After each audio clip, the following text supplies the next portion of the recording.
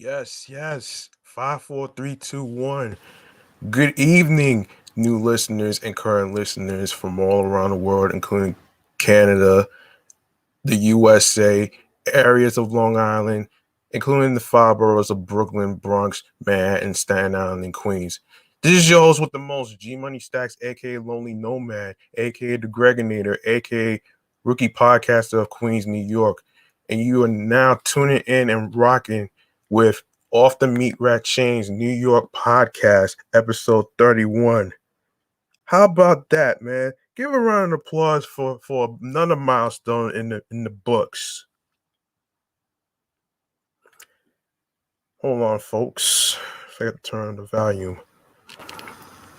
Now, if you're new to the channel and you missed any previous episodes whatsoever, all you got to do is your part by subscribing to the YouTube channel, G Money Stacks 555.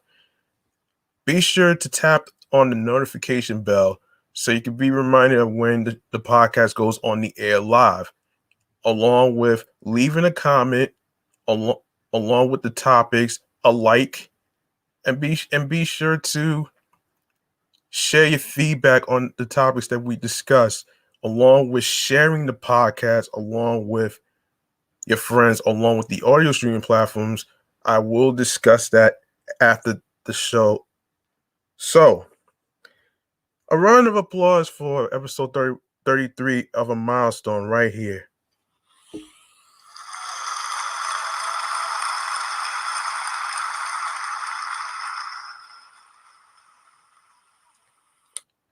Okay, now, in case you guys don't know, we have a segment in each episode called Chatting on the Jazz right here, right? Now, Chatting on the Jazz is basically a segment where we get to talk to you about the topics that catches our interest every week. Now, before we even get to the mental health subject check-in for today, we unfortunately have some sad news to tell you, and this is regarding the comedian legend Paul Mooney. Unfortunately, he passed away at age 79.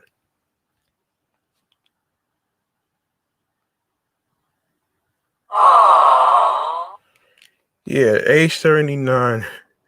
Yeah. Now, of course, the story goes like this, according to thatgrapejuice.net. Now, the 79-year-old who was renowned for his work with Richard Pryor suffered a heart attack at his home in Oakland, California. EMTs rushed to the scene but were unable to revive him. Mooney's health is said to have also been affected by dementia, which I will try to discuss that in a future episode. So we'll get to that. Which he had been living with for several years. Did not know that. Beyond his work with Pryor, the comic starred in movies such as 1978's The Buddy Holly Story and Bamboozled. He also notably appeared on The Chappelle Show. Paying tribute to Mooney, Dave Chappelle deemed him the best to ever do it and said his legacy will live forever. Man. So SIP to Paul Mooney.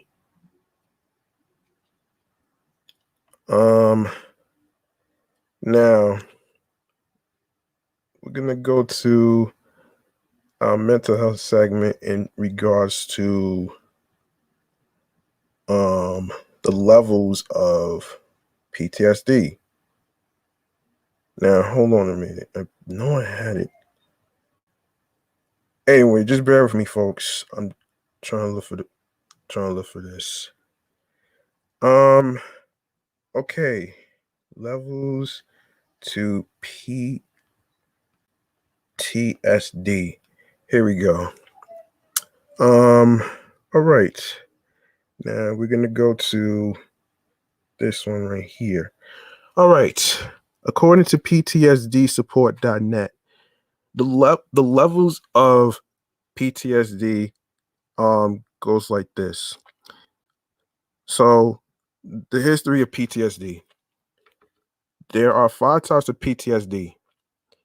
You may wish to look at these different types of and see where you would fall within these categories. Called PTSD since the Vietnam era. This condition had a long and interesting history.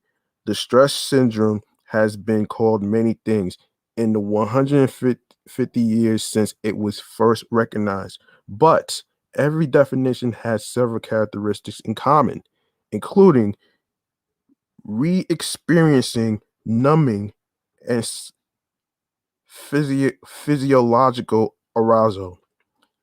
The process of Darwinian natural selection supported the evolution of people with highly developed stress responses.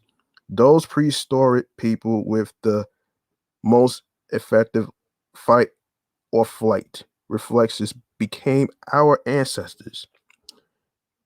Curiously, during the 19th century, what is known today as PTSD was called rear spine and was associated with what we would today call hysterical physical symptoms, anxiety, which I previously talked about in episode 25. If you didn't hear the topic about anxiety, you could take a listen on the mental health subject anxiety. Expressed by expressed as bodily complaints seen in people who had been involved in railway accidents but who suffered no bodily injuries. Fight or flight. Fight or flight is driven by the neurochemical hormone adrenaline and results in a range of psychophysiological responses to danger. These include increased pupil size to, excuse me, so that more information can enter the eye, increased heart rate so that oxygen can be pumped to the muscles and brain, and the conversion of glycogen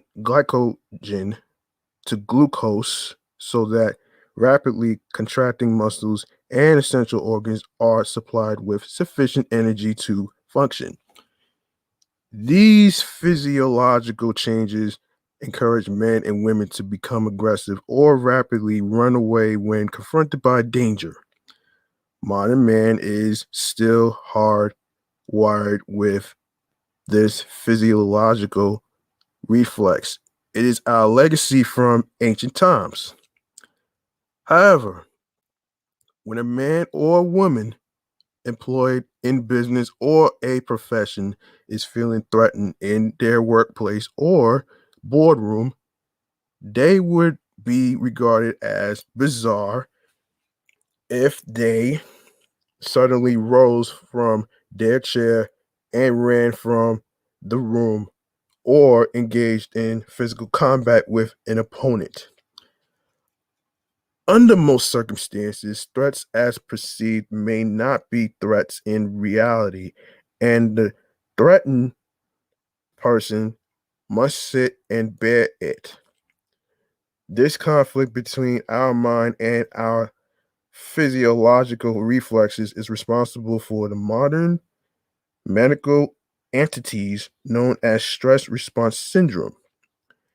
Stress is also responsible for a range of secondary illnesses that can arise from the work environment, including cardiovascular and immune system diseases.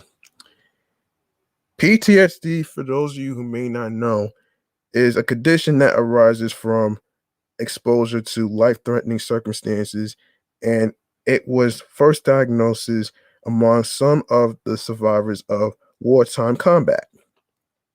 Throughout World War One, the syndrome was known as shell shock, end quote, and was thought to be primarily motivated by the soldiers' effort at self-preservation.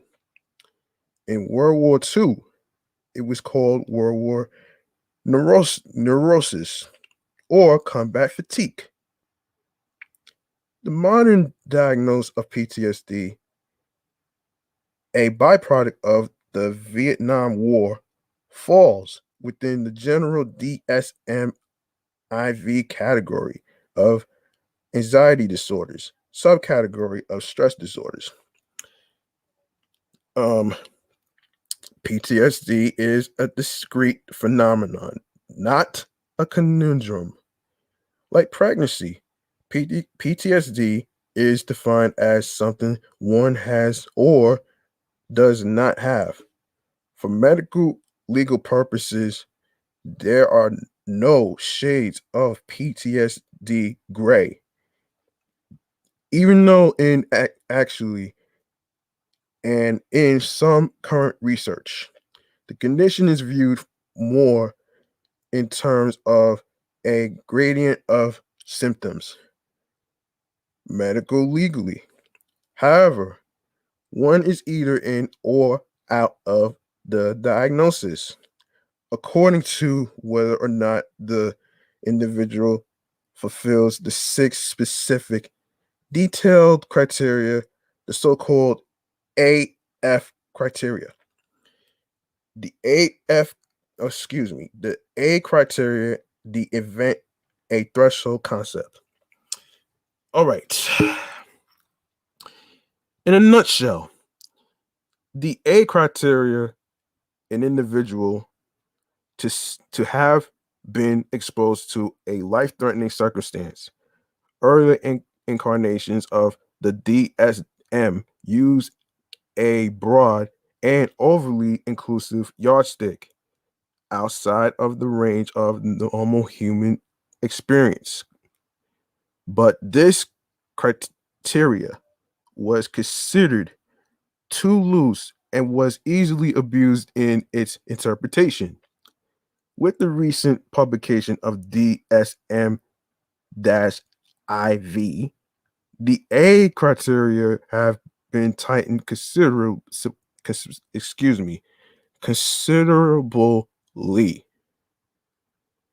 The new wording requires that the person experienced, witnessed, or was confronted with an event or events that involved actual or threatened death, emphasis added, end quote. Even the secondary phrase or serious injury or a threat to the physical integrity of self or others imply a grave degree of bodily threat. It was the intention of the DSM-IV subcommittee to tighten the A criteria so that it conformed more closely to the kind of actual life-threatening circumstances, such as combat, where PTSD was first observed. In essence, the trauma must be sufficiently severe that it ruptures a person's bubble of invulnerability. Most of the time, people avoid thinking about the possibility of death in order to carry on their daily lives without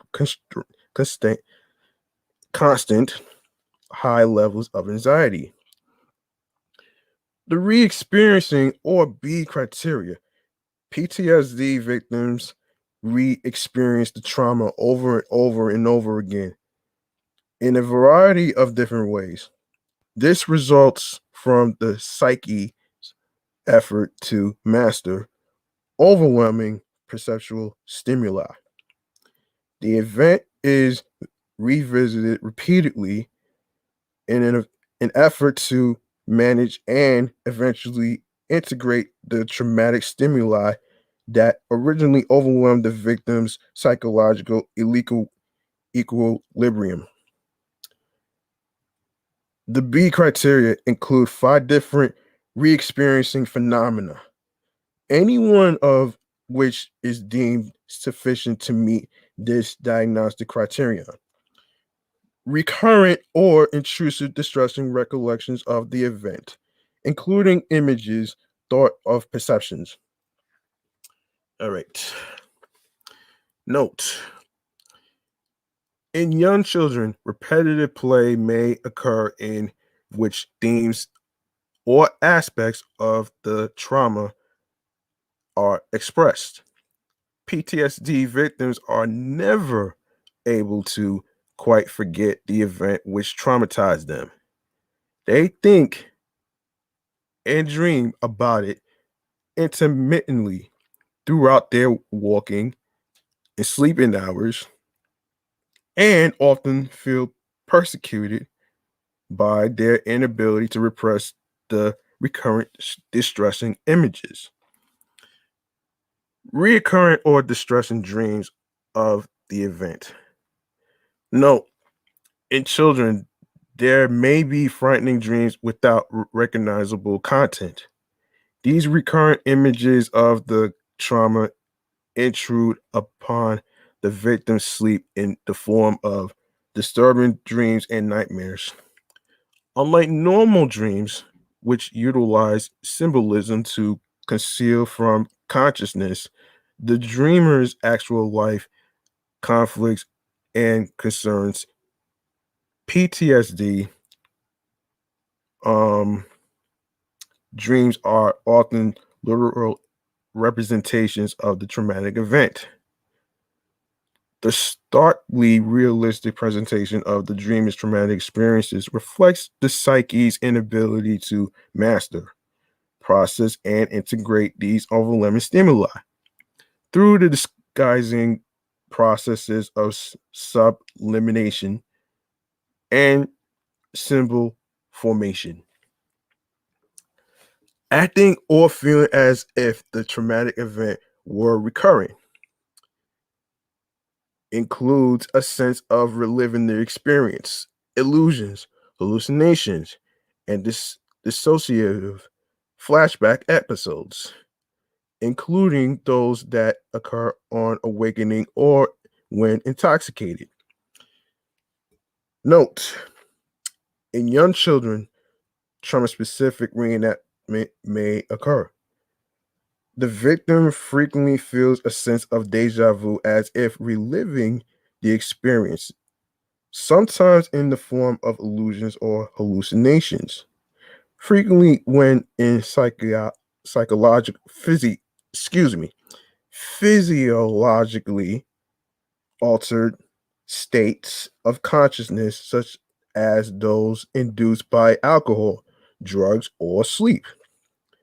Young children may actually reenact the traumatic events in their play behavior, alone or with others. Intense psychological distress at exposure to internal or external cues that symbolize or resemble an aspect of the traumatic event. PTSD victims may experience extreme anxiety or even panic upon exposure to circumstances that either literally or symbolically remind them of the traumatic circumstances. Physiological reactivity on exposure or internal or external cues that symbolize or resemble an aspect of the traumatic event. Traumatized Vietnam War combat veterans, for example, frequently confuse their perceptions from ordinary experiences of everyday life with those that date back to the traumatic event.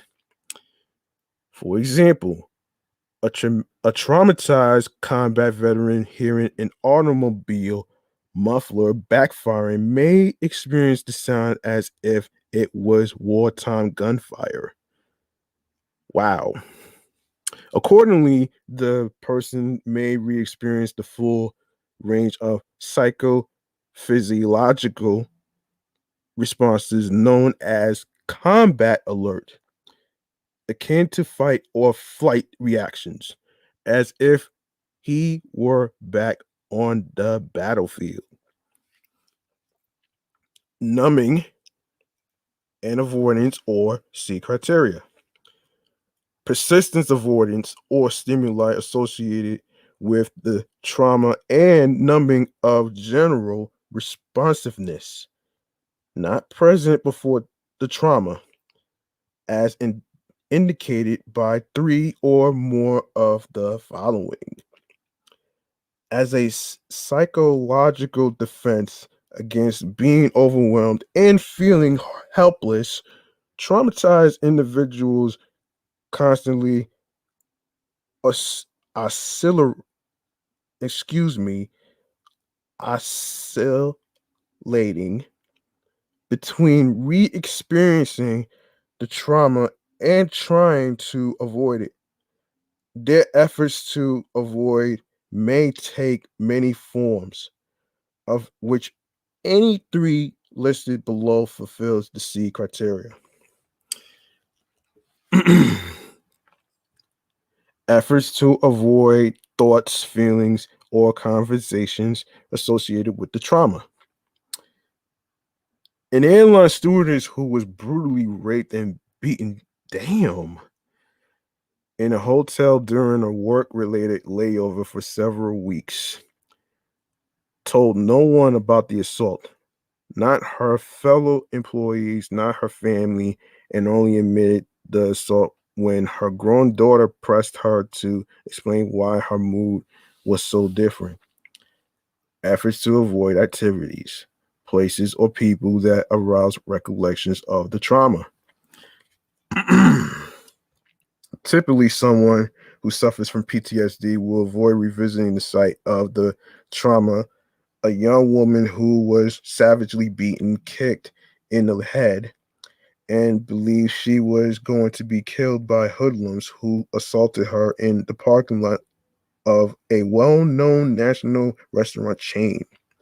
Avoided ever revisiting not just the particular restaurant where the assault occurred, but any other facility will, with the chain's name on it. Inability to recall an important aspect of the trauma. Not infrequently, a serious traumatized person will be amnesic for particular events or periods of the time during the trauma.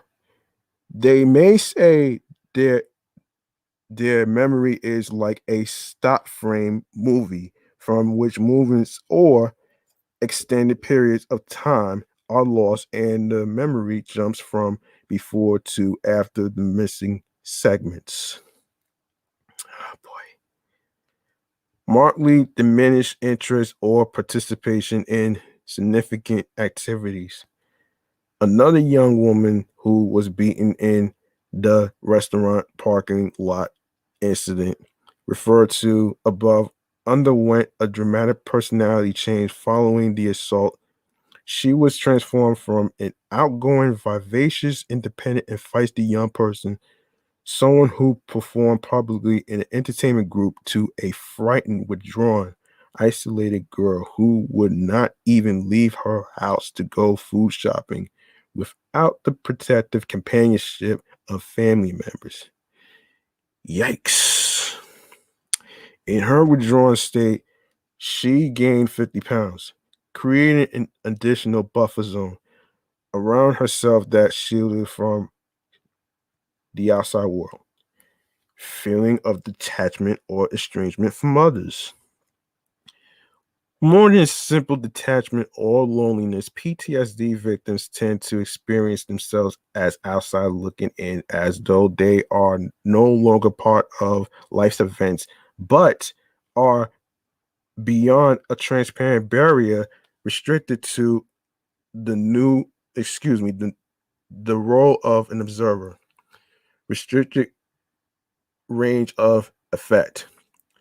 It is very common for those suffering from PTSD to suddenly lose the ability to experience strong feelings. For example, an inability to love or to care about others who are dear to them.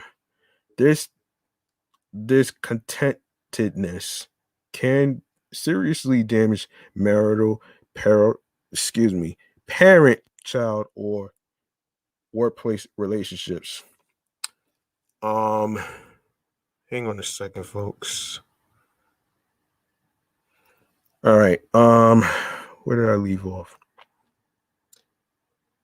Yes. Yes. It is very common for those suffering from PTSD to suddenly lose the ability to experience strong feelings, for example, and an inability to love or to care about others who are dear to them. The discontentedness can seriously damage marital, parent, child, or workplace relationships. Okay, sense of shortened future.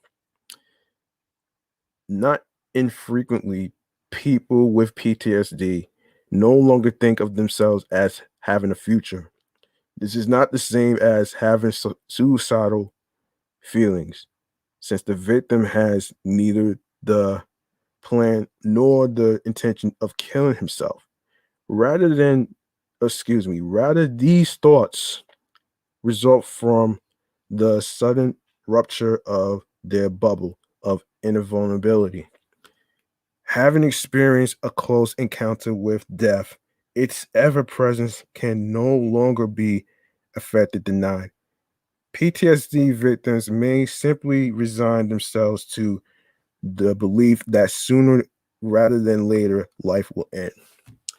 Hold on, folks.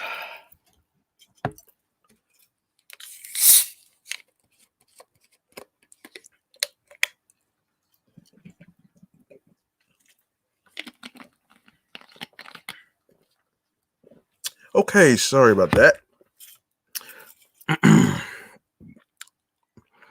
All right. All right. Where was I? Symptoms of increased arousal. The D criteria. Due to the effects of adrenaline directly upon the central nervous system, PTSD is always associated with signs of increased arousal, as indicated by two of the following: difficulty falling or staying asleep. Sleep disturbance usually begin immediately after the trauma. Also, in some cases, upsetting dreams may not occur for days, weeks, or even months.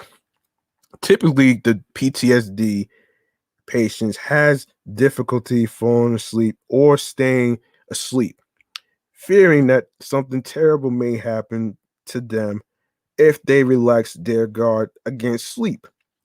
Instead of sleeping, they remain alert. Irritability or outbursts of anger. Irritability and sometimes rapid fluctuations of mood occur with most people who suffer from this disorder.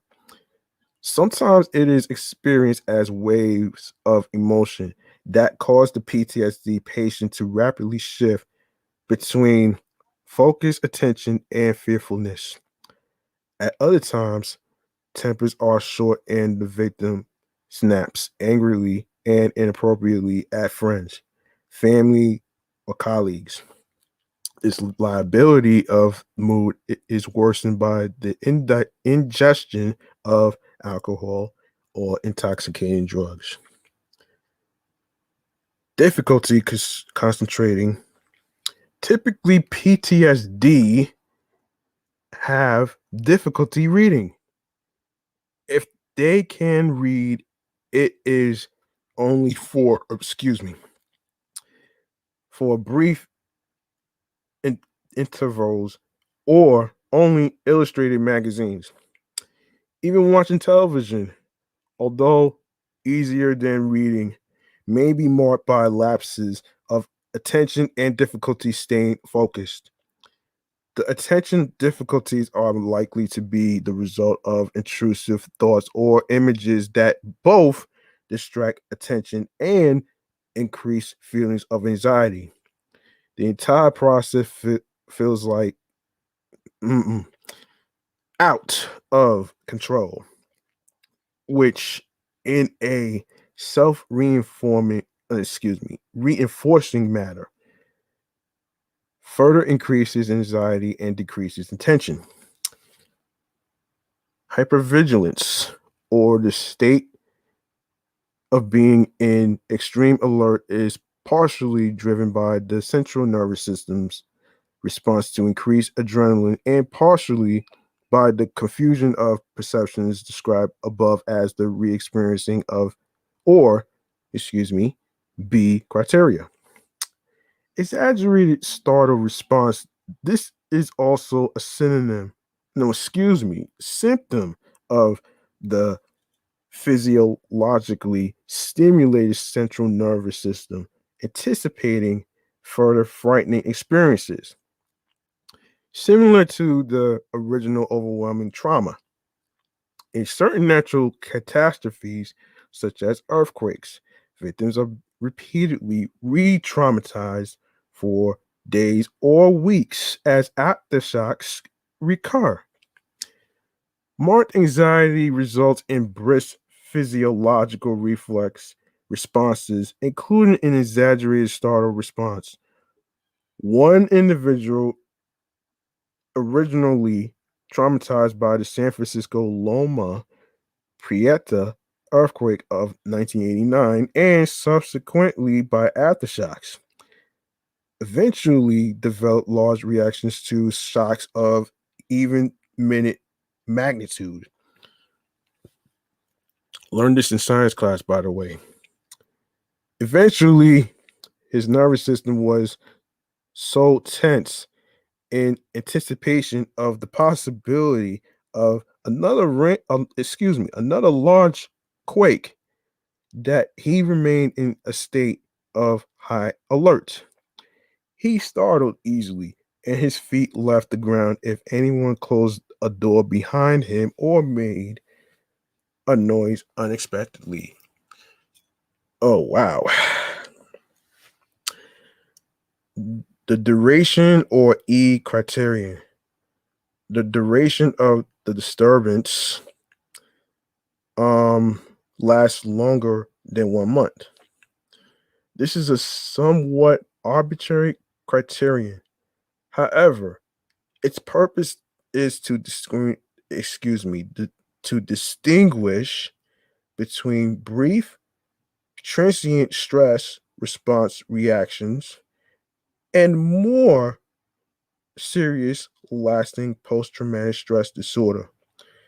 Nevertheless, for practical clinical purposes, if a psychiatrist or other mental health professional strongly suspects a diagnosis of PTSD because of the enormity of the trauma and the presence of sufficient B, C, and D criteria symptoms, it would be irrational and medically inappropriate to delay treatment for 30 days until the duration criterion had been fulfilled, especially since the best recoveries from PTSD occur when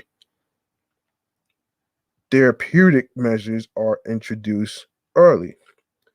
For litigation purposes, however, premature PTSD diagnosis can be attacked when they are applied to symptoms that have not lasted for a minimum of 1 month.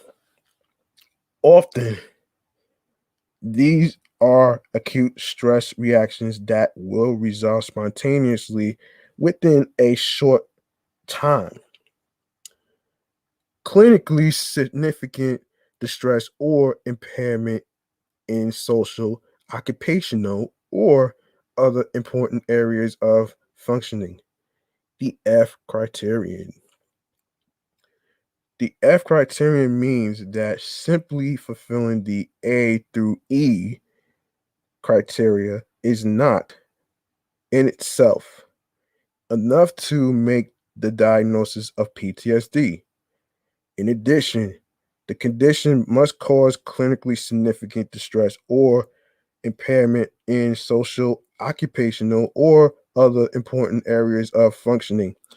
Of course, clinically significant broad concept that is subject to a wide range of interpretations based upon the examining clinician experience and judgment. However, the individual's family, work, school, and social lives are explored in detail to determine if this criterion is met. Just bear with me, folks. I'm trying very hard not to butcher certain words. For practical purposes, it is difficult to conceive of a situation in which the event criterion is met and the BF criteria are adequately met and the individual does not demonstrate clinically significant distress or functional impairment in these other areas of their life. If a claimant if a claimant shows no significant impairment of functioning in work, social, or family life, it is highly unlikely that they are suffering from genuine PTSD. Hold that thought, folks.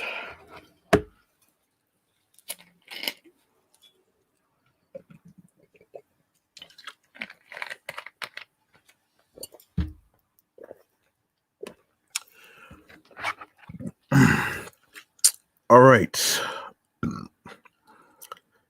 All right. Acute, chronic, or delayed onset PTSD. Hold on one second. Let me get to. All right. Okay, finally, the PTSD diagnosis requires a specification of acute, chronic, or delayed onset. Differential diagnosis. As with many psychological conditions, individuals experiencing PTSD may be diagnosed with other problems. These differential or alternative diagnoses include adjustment disorder, acute stress disorder, obsessive compulsive disorder, generalized anxiety disorder, mood disorder, substance abuse, organic brain syndrome, and malignity.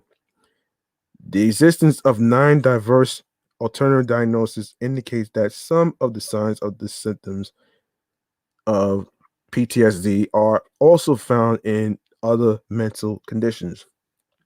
However, this multiplicity of alternative needed indicates that PTSD is an imprecise diagnosis, nor that it is very difficult to accurately determine. Nevertheless, the diagnosis will only be accurate to the extent that the examiner has carefully evaluated a person in terms of the very specific A through F criteria. All right. Let's keep it going. Okay, I'm not gonna read all this. If you'd like to know more about the levels of PTSD, all you gotta do is go to www.ptsdsupport.net/understanding_PTSD. Now, I want to get to another mental health subject, which has to do with a recent interview that Chris Rock did. He talked about how he discovered nonverbal learning disorder. I'll fill you in on what it is. So here we go. According to psychologytoday.com, nonverbal learning disorder or nonverbal learning disability is a neurological condition marked by a collection of and sometimes social difficulties experienced by children of average or superior intelligence. NVLD may include problems drawing, writing, telling time using analog clocks, or otherwise manipulating visual spatial information. Tasks that require motor coordination, such as tying your shoes, may also be impaired. NVLD may also include problems with executive function and higher order information processing, math, and social skills. As diverse as these skills appear, each arena is tied to the right hemisphere. It is important to note that only one or two skill sets may be compromised in a NVLD. If a child's intellectual abilities are strong in all but one or more of the above areas, testing for NVLD may be warranted. Symptoms. The signs and symptoms of a nonverbal learning disorder are difficult to pinpoint, as so many deficits potentially fall under this umbrella term, and most children do not exhibit all behaviors, typically in spite of large vocabulary and strong language memory and verbal skills. The child has difficulty with reading comprehension and higher forms of math, especially mathematical word problems. Deficits in fine and gross motor skills result in difficulty with handwriting, using scissors and tools, riding a bicycle, and participating in sports. Behaviorally resistance to change, lack of common sense, fear of new situations, concrete, literal, and focused thinking while missing the bigger picture, and difficulty in social situations are all traits associated with a nonverbal learning disorder. A fear of new situations may make it difficult to meet new people and make friends. A child with nonverbal learning disorder depends heavily on the spoken word as a primary social tool, and as a result, may be thought of by others as someone who talks too much. Social deficits may include underdeveloped or absent skills that most people learn intuitively through observation rather than by instruction. Some children are unable to perceive subtle environmental cues or learn by simply watching. Children with nonverbal learning disorder have trouble receiving and interpreting nonverbal forms of communication, such as body language, facial expressions, the concept of personal space, or when enough is enough of certain types of behavior. Some experts argue that in certain cases, Asperger's and nonverbal learning disorder may even be the same condition viewed in different ways. Now to the causes. Nonverbal learning disorder is thought to be related to a deficit in the right cerebral hemisphere of the brain where nonverbal processing occurs. Over time, the child may develop systems, including rote memories of past experiences, as a guide for how to behave in new situations rather than responding to specific social cues. Now, on to the treatment. There is no single recommended treatment plan for nonverbal learning disorder.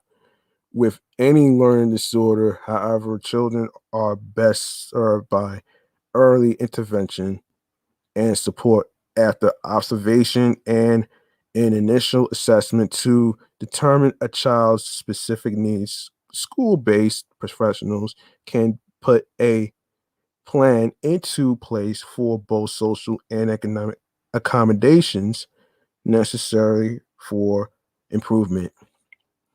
These interventions may include extra practice time for developing skills in pattern recognition and organizing thoughts, and counseling to help the child better understand social expectations. At home, strategies can be developed to reinforce school based learning and interventions because children are aware that they struggle in one or more areas. Psychotherapy may also be appropriate since children with nonverbal learning disabilities may be at higher risk than typically developing children of having generalized and social anxiety disorders. Treatment approaches for different children vary with the type and degree of symptoms displayed. Now, if you'd like to learn more about nonverbal learning disorder, you can go to psychologytoday.com/us conditions nonverbal learning disorder. Now to the next topic, which has to do with a new app. No, hold on. Before I even get to the new app, um, I do want to discuss the thing with Chris Rock, who did an interview recently, and I just did a whole section about the nonverbal learning disorder that he discovered. So he's in a new movie called Spiral, and I will read some synopsis off of this. So just bear with me, folks. So Spiral, also known as Spiral from the Book of Saw, is a 2021 American horror film directed by Darren Lynn Bousman and written by Josh Stolberg and Peter Goldfinger. It is the ninth installment in the Saw film series. The film stars Chris Rock, Max Minghella, Marisol Nichols, and Samuel Jackson, movie actor legend, and follows police efforts to stop a jigsaw copycat killer. The original creators of the series, James Wan and Leigh Whannell, serve as executive producers along Rock. Um so so let's go to the characters.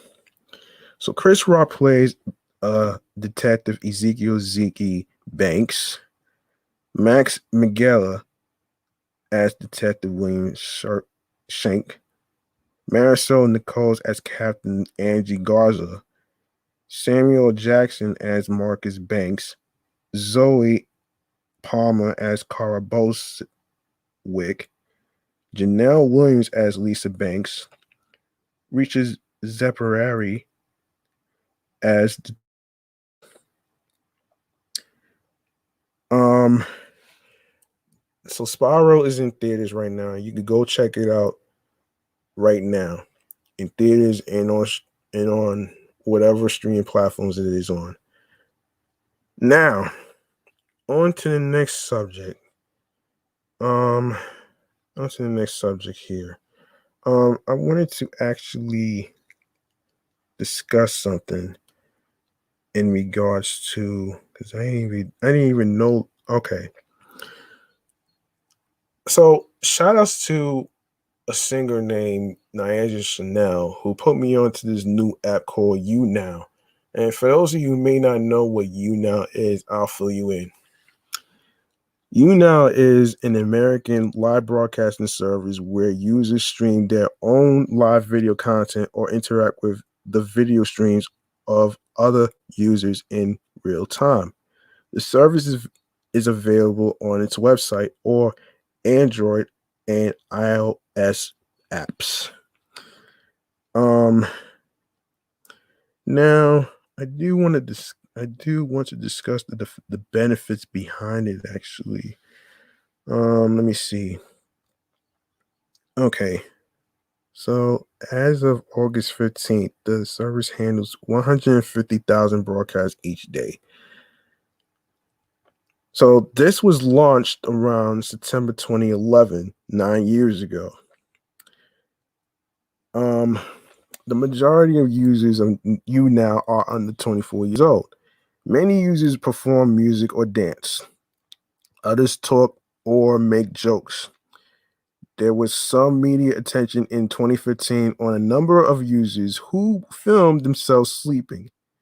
A tag-based topic system enables viewers to browse content of their choice, while trending streams enable users to locate more popular webcasters. And hang on a minute. I need to get. Hang on a second, folks. Need to do this real quick. Okay. It competes with apps like Meatrack and Periscope, although others have compared it with sites like Chat Roulette. YouNow was founded by 80 Sidemen in September 2011, but significantly grew in popularity during 2014 and 2015.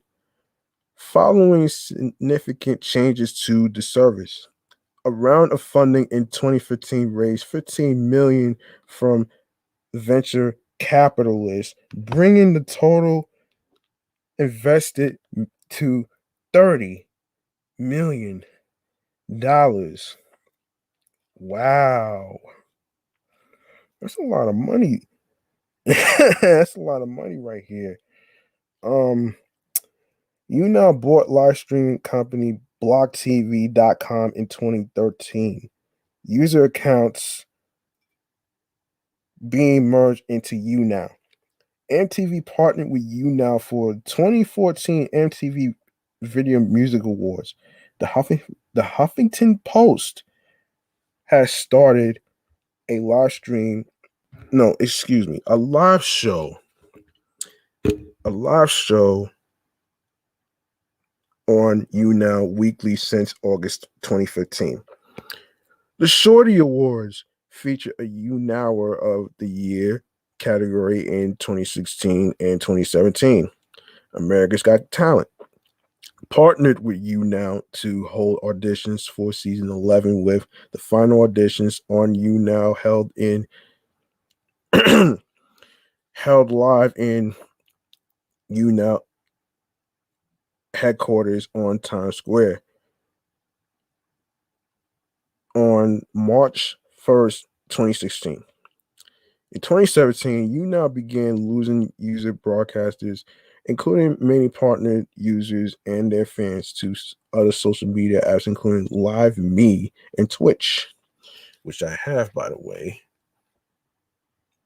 In 2019, in an attempt to bring user broadcasters and fans back, YouNow developed and implemented similar features that LiveMe and Twitch already had on their social media platforms. These similar features include high definition resolution broadcasting, the ability to assign chat moderators, and the ability to have multiple guests broadcasters up to 3 at the same time with the broadcaster. Gold bars placed likes as the in-app currency on the lower price you now gifts at time of this redesign. Una has also introduced a new platform reward system in the form of props. Okay. I like this app. Yeah, I like this app. I'm pretty hip to this. Um yeah, it's pretty good, man, for technology purposes. Um um let's see. And speaking of which, did you know that Jay-Z sold Tidal? I'll fill you in on this one. So Jay-Z completes sale of Tidal to Jack Dorsey Square for reported $300 million. That's $350 million.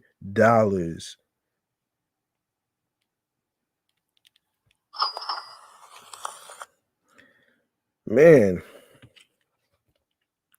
All right. Jay-Z's deal to sell his music streaming service Tidal to Jack Dorsey's financial services company Square has closed.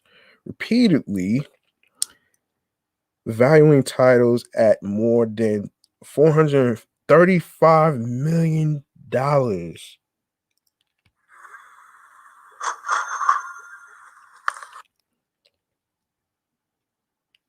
Square is paying $300 million for 80% of Tidal in the deal, which closed on Friday. TMZ reported, but a person familiar with the matter says Square closed the deal for just $302 million, though they declined to share what percent of the company Square acquired. The person added that Square executive Jesse Doros Doro Gus okay Doro Gusker will as interim head of Tidal White Square searches for a permanent lead. Doro Gusker did not immediately return the post request for comment. Square will also get licensing. Oh, wait. Square will also get licensing deals with the major record labels on the platform, TMZ reported. And Desiree Perez, CEO of Jay-Z's entertainment empire Rock Nation, will continue to help run Tidal. The deal gives Jay-Z an exit for Tidal, which has struggled amid a field of larger stream rivals like Spotify. Wow. Service has been dragged down by weak subscriber numbers, thought to be between 1 and 5 million, paltry compared to Spotify's 356 million monthly active users and high turnover in its executive suite. Hold on.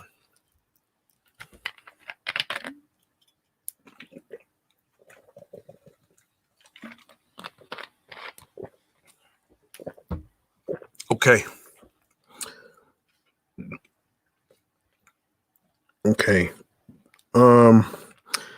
But the deal also raises questions about why Square, a financial products company, is acquiring a music streaming startup.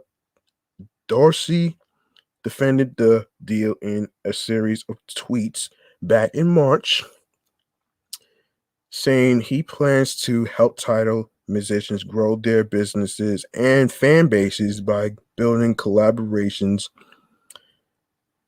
tools, making it easier to sell merchandise and creating entirely new listening experiences. Quote, given what Square has been able to do for sailors of all sizes and individual through Cash App, we believe we can now work for artists to see the same success for them and us, he said. When Square announced the deal in March, it said it expected to pay $297 million in a mix of cash and stock for an undisclosed majority ownership stake in Tidal, which Jay-Z and a group of artists acquired for $56 million in 2015. The March announcement came after Dorsey and Jay-Z, born Sean Carter, dropped several hints that were working on something. That the pair was spotted lounging on a yacht in the Hamptons with Jay-Z's superstar wife Beyonce in August, before news leaked in December that they were discussing a Square Tidal tie-up. Excuse me. Square said in March that the company expected to close the deal sometime in the second quarter, which began in April. The company also said Jay-Z would join Square's board of directors once the deal closed. But the company had not disclosed Jay-Z's addition to the board as of writing. Shares of Square slid almost 2% on the March announcement of the deal. Shares of Square were trading about 0.5% lower Monday. Wow. Wow, this is very interesting compared to this next story now I'm about to get into. Before we even get to the Universal Hip Hop Museum, I want to touch on this other story. This story has to do with a tiger. That's right, a tiger on the loose. Now, I do have an article by TMZ, by the way.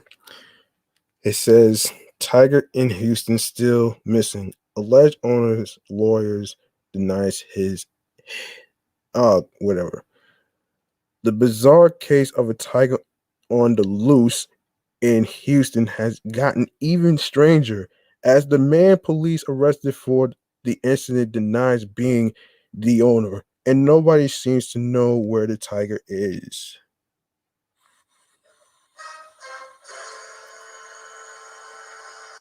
This is crazy. You know, I, I'll just say this before I continue. It's not safe to actually have a tiger as a pet, knowing how aggressive they are. And I can't even imagine somebody that I know who actually has a wild animal like a tiger compared to a cheetah. But I digress on this right here. So let me continue with this. Cops arrested Victor Hugo Cuevas Monday for evading police after officers say he was the guy seen on video Sunday wrangling the tiger that got loose in a Houston suburb and nearly shot by a neighbor. Oh boy. Oh boy. Police say Cuevas loaded the big cat into a white SUV and drove off as officers arrived.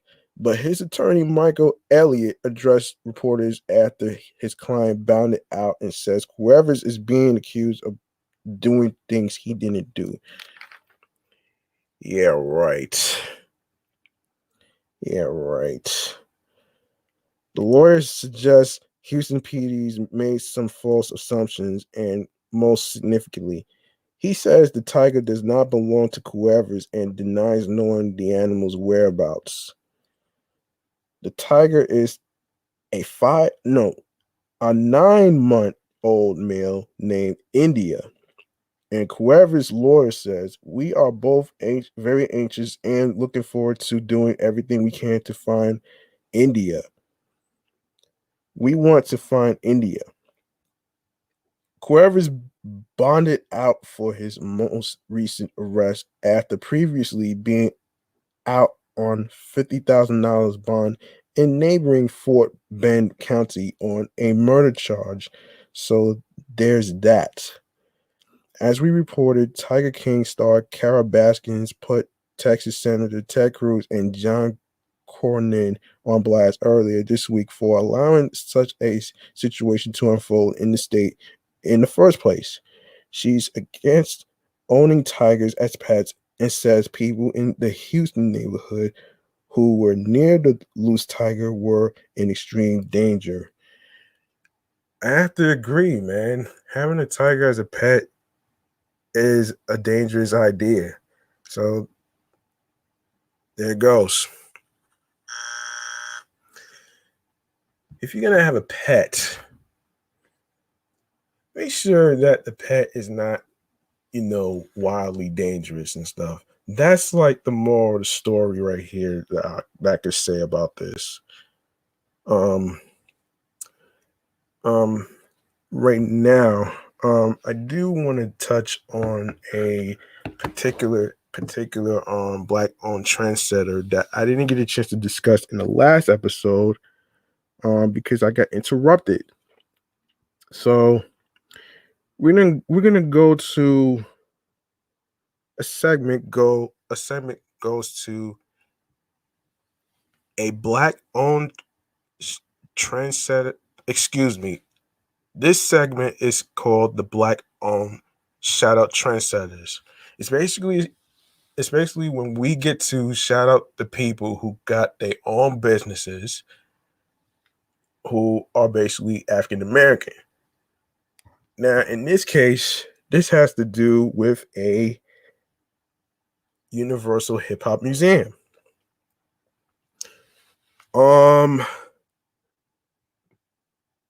Now I did take a look at the video on Instagram Live, and I did see LL Cool J, and I'm going to read to you on what their mission is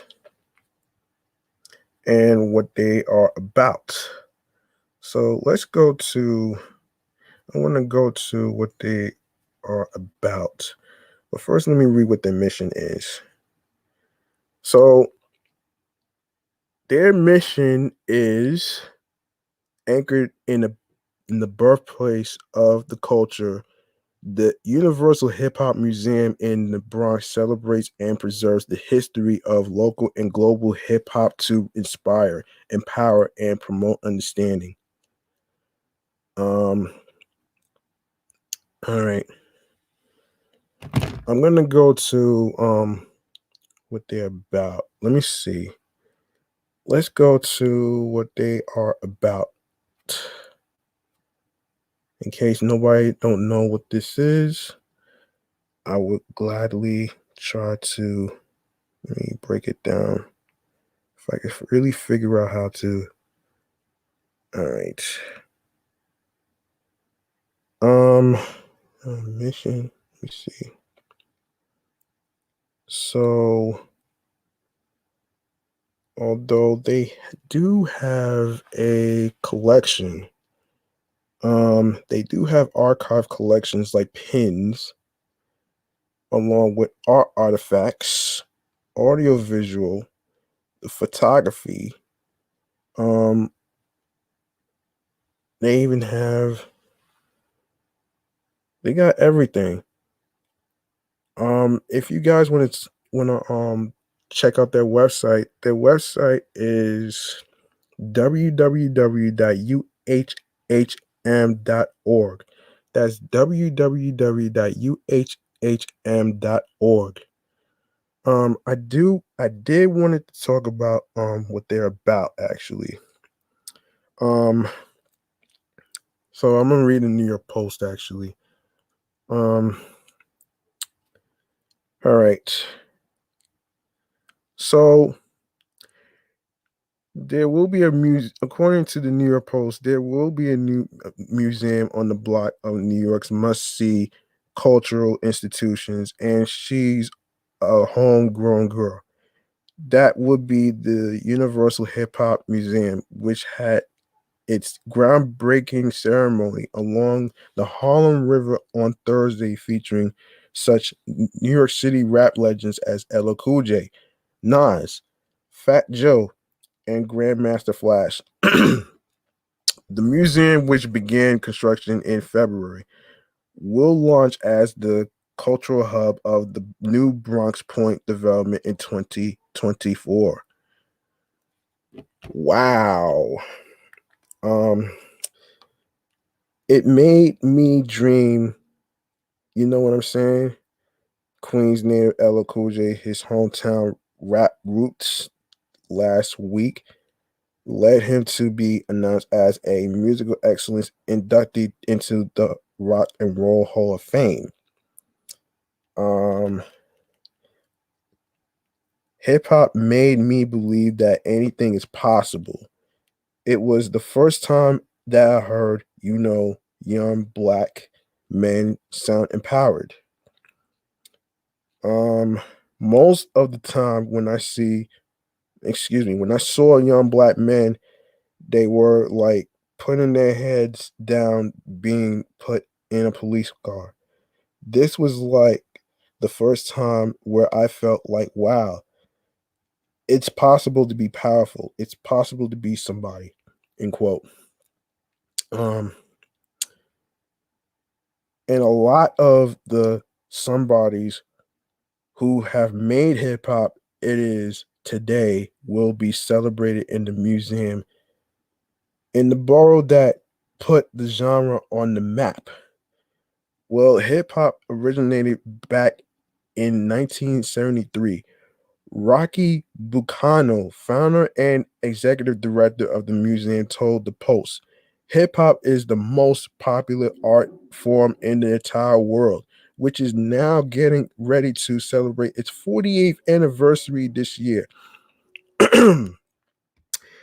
And it's almost sacrilegious that a creative art form doesn't have its own place where the history can be preserved to celebrate. This museum will serve as the home of hip hop history and culture for the world.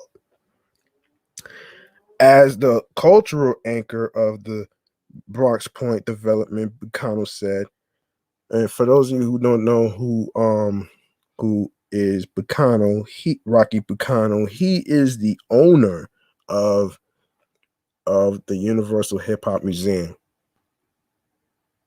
Um, so Bacaro said the museum will instill a sense of pride in the Bronx, but also a sense of belonging, he said. Hip hop began here in the South Bronx by black and brown kids who were just looking to have fun and stay out of harm's way back in the 70s. And now this museum will provide educational resources, workforce development, and just a way to provide economic empowerment. While building a museum is no doubt a challenge in the middle of a global pandemic, Bacano said, we're excited. Hip hop has always had an innovative spirit, and the museum will continue in that creative fashion that hip hop is known for. Wait, what else? Yeah. So I'm gonna give an applause to not only Rocky Cubano, who, and also the people and the staff who are making a difference into the hip hop culture. And let's give a round of applause for the Universal Hip Hop Museum.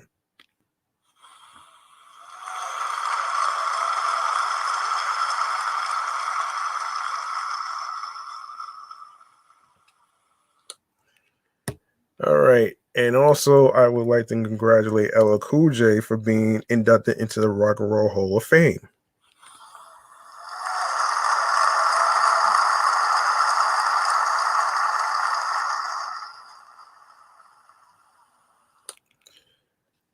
All right. I think I covered mostly everything. So that's gonna wrap up this episode. If you like, hold on a second. If you like what you heard, feel free to show some love by giving a donation to support Off the Meatrack Chainz New York podcast by going to the link in the bio, which says linktree/GMoneyStacks555. You're gonna see a section where it says support the podcast by making a donation. And it's by anchor.fm/GMoneyStacks/support. It's going to take you to a section where it says, where it's going to ask you for debit cards. Another option that I want to point out is you can also make a donation by supporting the podcast by making a donation to my Cash App, which is $GMoneyStacks555. That's $GMONEY capital STACKZ 555. And now, let's go to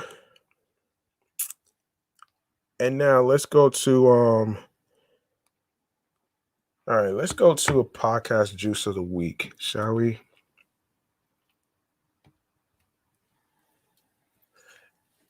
For those of you who may not know what podcast juice of the week is where I pick podcast shows that I suggest that you could check out. So here we go. Hold on. Let's go to Spotify real quick. Let's go to Spotify real quick. Hold on, folks. Hold on, it's loading.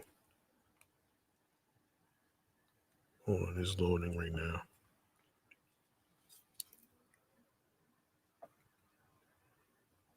Hang on.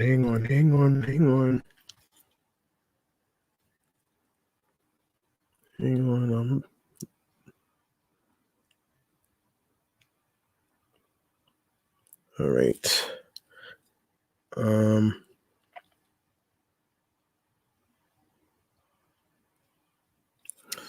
All right, let's go to our podcast picks of the week. Now, podcast pick of the week goes to the Factual Opinion podcast. So the Factual Opinion podcast is Jacksonville's only raw and uncut podcast. No holds barred and no limits while discussing life, sports, music, pop culture, and more. Another podcast that I would like to suggest has to do with another podcast show that I listen to is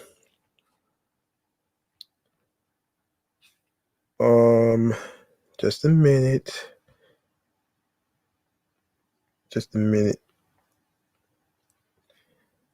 All right.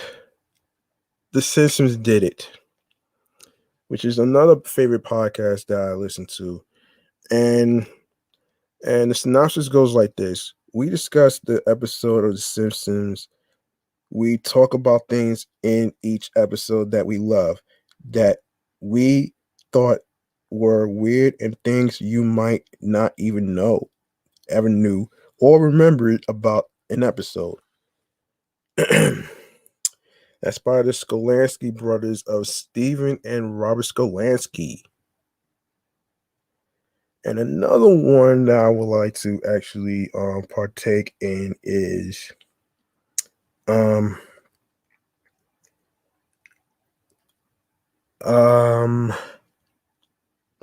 Talking Simpsons.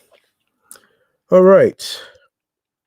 So the synopsis goes like this. Join your friends Bob Mackey and Henry Gilbert for a chronological and cromulent exploration of the greatest show ever made. Each week, we're joined by funny guests to tackle a different episode of The Simpsons, breaking down every 22 minutes of animated entertainment into an invigorating discussion about our favorite family. So there you go. That's your podcast juice pick of the week. Now, going on to podcasts on the go, where you can stream the podcast. So I'm gonna go over this. Real quick. So just bear with me. Hang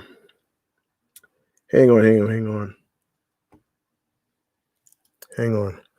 So you can listen to Off the Meatrack Chainz New York podcast by Podorama, Anchor, Spotify, Audio Burst, Deezer, TuneIn, Player FM, Podchaser, Stitcher, Pocket Cast, Podcast Addict, Breaker, Listen Notes, Google Podcasts.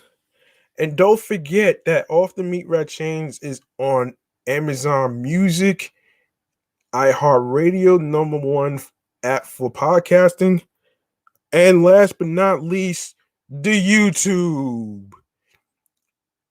I need y'all to do your part by subscribing to the YouTube channel G Money Stacks 555. Be sure to enable alerts so you can be reminded of when the show goes on the air, more video content. And if you miss any previous episodes, it's going to be automatically posted after the recording. Upcoming live stream episodes. Be sure to like, comment, and be able to share the show with your friends along with the audio streaming platforms that I just said. And be sure to subscribe to all the streaming platforms of the podcast that I just mentioned. So please go follow and subscribe to the podcast and alerts. Don't forget to download your favorite episodes, which really helps a lot. And I truly appreciate it. Now, where you can follow the podcast, you ask? Now, before I even get to my social media handles and everything, I want you guys to do me a favor that's listening and watching right now. I need y'all to follow a friend of mine who goes by the name of Phil Williams, aka Scorpio P, with Marie on their show, the Break Room Sports Podcast. Be sure to follow the show on Instagram, the Break Room Sports Pod on Instagram. That's the Break Room Sports Pod on Instagram, all in one word. All right. So be sure to follow Mr. Phil Williams and Marie on Instagram. Show some love. Tell a friend to tell a friend. Be sure to reach out to everybody that's listening, and also every Friday, tune in on their YouTube, on the YouTube channel, which is Ivy Productions. Subscribe there so you can watch it. It's gonna have a picture of lips. It's gonna have a picture of lips on there that says Ivy Productions. Subscribe to there and alerts so you can be reminded of when it comes on at 6 p.m. And also you can listen to them on Spotify, which is the same area of my podcast, which is off the Meatrack Chainz New York podcast, of course. Also, you can follow the podcast page on Facebook and Instagram, which is off the Meatrack Chainz NY podcast, which is the same name as on Instagram, alongside with my primary personal Instagram handle, which is G Money Stacks 555 in Queens, New York. Now, I do want to say something very motivating, like I always say before I wrap up the show. If you have a dream of being a radio personality, a podcast host like myself that want to create a show like I'm doing right now for YouTube and streaming platforms whatsoever, don't be afraid to go for it. Just have confidence and be able to say that you could do it. I know you could do it. Do it for the right reasons and for you to be happy, not based on other people. All right? So, with that being said, that's gonna do it for this episode 33. And I would like to say thank you to everybody that's tuning in, rocking, and listening, and of course supporting the show.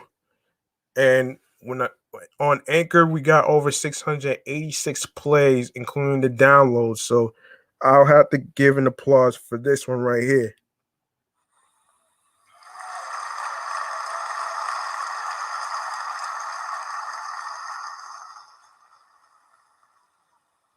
And for reaching that milestone of 33 episodes in the books, I like to actually add this.